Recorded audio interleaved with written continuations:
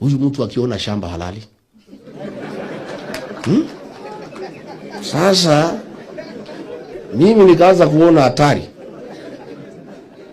Siku moja nikiwa pale Nyandarua, nikaambia watu wetu, nimeangalia mimi naona giza. Mlisikia nikisema? Sema mimi naona giza. Akafurusha sisi.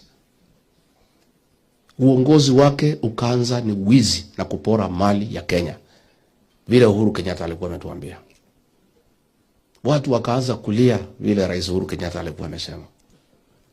Sasa mimi nikajiuliza, hii shida yote nimeweka watu wetu, what do I do?